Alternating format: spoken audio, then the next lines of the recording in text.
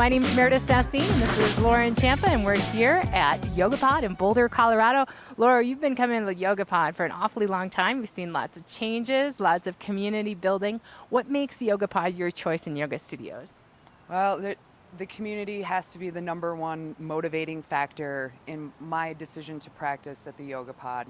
The variety and support and kindness of the teachers and the fellow students, the Karmi yogas, yogis, just amazing. It's an amazing place to be. Obviously beautiful. There's many great advantages from its location to just the overall vibe when you walk in the door. Keeps me coming back, investing my time and life here. You've been going to a lot of different classes, so you're not only a hot yogi or only vinyasa. What do you like about all the different formats of yoga? I originally started off practicing exclusively the hot series, and from that base and core of learning, I've been able to use some of those muscle engagement techniques with the quicker paced, fast other styles of vinyasa. It's a great way to experience a whole variety of what asana has to offer. Now, you also have had experience in other forms of hot yoga. What's different about YogaPod's hot yoga for you?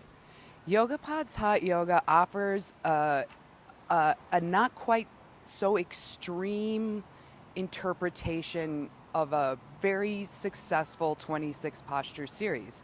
And the sort of modifications that have been made to this series are just a lot more welcoming to the body.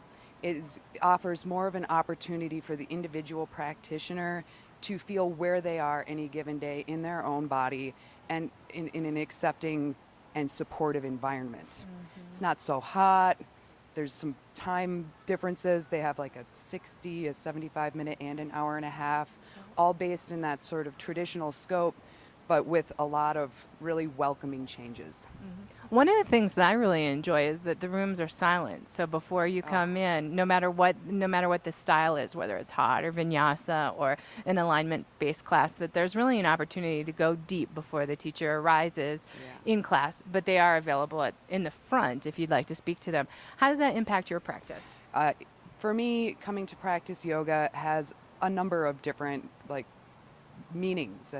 It's my place to be quiet. It's my place to respect the sort of spiritual side of being. It's my place to meet and make new friends. But when I'm in the studio, it is so beautiful to just be quiet. And we are talking humans. We're talking here. We're talking on the computers. We're talking through phones.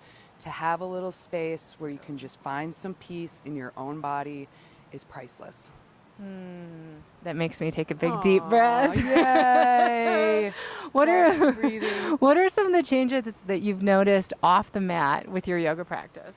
Well, I have two children. They're 10 and 12, and I work in a customer-based business. And basically, I'm just an overall friendlier and more unflappable person. Stuff doesn't bother me as much. I mean, I'm definitely more ripped than I was before, but it's helped me be a better parent. It's helped me be a better participant in group experiences. It's given me a deeper respect for my own body and bodies around me. Yeah, it's been just a treasure on so many different levels that I love when new students come in and practice for the first time, because it's just so exciting to feel that you're now beginning a new journey and a new chapter of understanding yourself in relationship to the world.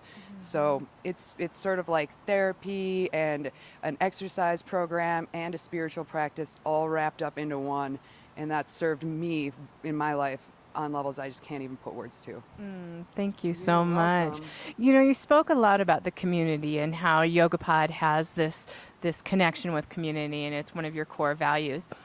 Can you speak a little bit about how it is for someone new as you watch them enter into the YogaPod? If there was a new student that I practiced with, they announce this is, so-and-so's first class, and everybody's like, yay! And then afterwards, a congratulatory, way to rock it, or way to stay in the room, because it's hard your first time to just stay in the room is a huge achievement. Like, and people sometimes forget that. Like, I've been doing this for 10 years, so I have a lot more practice and like knowing and being confident when I can or can't do something. And it's not as easy when you first start. You have to learn those things. But this is just a super encouraging environment that allows for the new student to be told those things repeatedly for their own progress and safety. And that just opens up a whole new arena of being able to connect outside the studio, you know, in a welcoming and supportive way. Yeah. It's a very sweet and special relationship that not only the studio, the owners, Jerry and Nicole, the teachers, and the students, we all have a unique connection that it just moves me every time I think about it. It's been a great way to devote time and energy, and I just couldn't be more pleased with the Yoga Pod. Lauren, thank you so much for speaking with us today. It's my pleasure. Super moving, super awesome. And, you know, we want to know your name. So come on through the doors of the Yoga Pod, introduce yourselves. We'd love to have you take a class here. If you'd like to visit and learn more about Yoga Pod, visit theyogapod.com or check us out on Facebook. Thanks so much, and take time to get on your mat so you can get the lessons off the mat.